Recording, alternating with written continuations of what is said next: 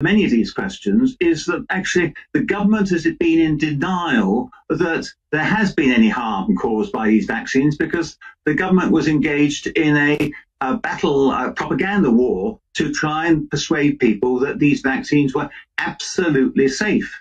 And much of the minister's response to my debate on Wednesday was reiterating the platitude that these vaccines are safe. But since then, people have been writing to me and saying, why doesn't the government start conceding the fact that for a lot of people, these vaccines have been a disaster and have wrecked their lives forever?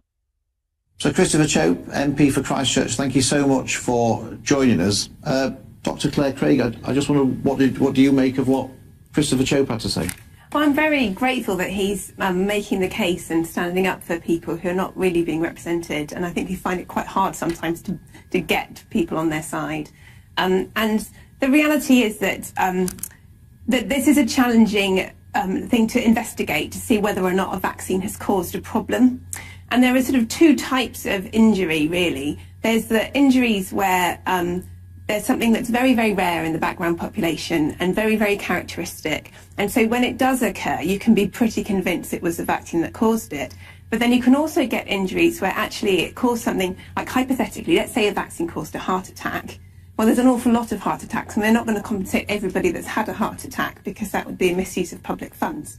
So there's a balance to be struck, but we're striking it the wrong way at the moment, because we've got people who do have these very characteristic cases of damage, where really there's already enough evidence in the public domain that the vaccines are causing these problems. And so then you have to ask a question, what's the morally right thing to do?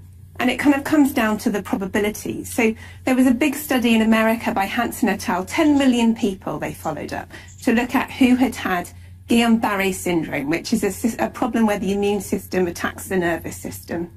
And they found that the rate in the first 3 weeks after AstraZeneca was 20 per million. So it's not massive, it's a small number, 20 per million. And that would work out at 500 extra cases in the UK after the vaccine rollout campaign.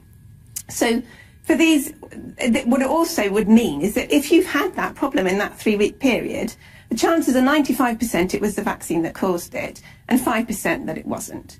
And the government seemed to be taking the approach that unless you can prove you're in the 95%, you're not going to get compensated. Whereas clearly, morally, the right thing to do is to compensate everybody, including the 5% that were coincidental. Why do you think there's been a reluctance to do that? Is it because it's become so sort of controversial about sort of mandatory vaccinations that we were talking about earlier and all the rest of it, that the government don't want to recognise that actually there has been a negative impact on a small number of people?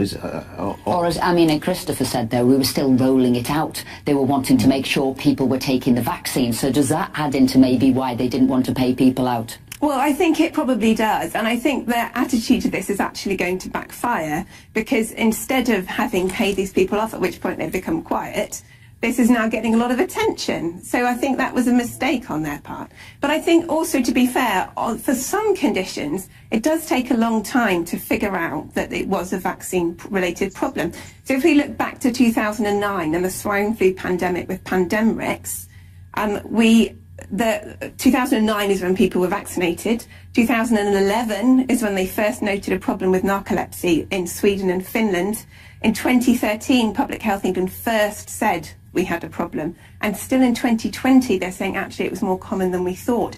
So you can see that, it could take a long time, although these days we've got much better big data systems in the NHS to be able to find these things out quicker than that. And now, can I just do a comparison between our system in the UK and that in America? We have a very high threshold, and they don't. Why have we gone down two different routes?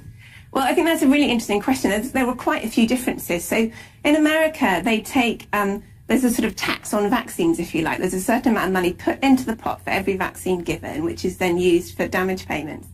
And the way that these things are handled is almost a sort of no-fault system. If you've got the problem, they believe you as a baseline.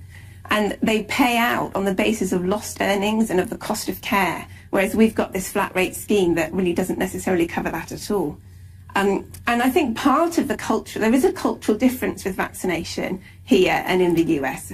And part of it is to do with the pressure to get vaccinated. So I lived in the States for a while, and my four primary age children couldn't go to school until they'd had the full American course, which included 3 separate doses of hepatitis B vaccine, which meant, you know, until we'd had that 3rd dose, they weren't in school, as if they were going to be shooting up in the corridors with their primary school classmates. I mean, it was such a different culture to here.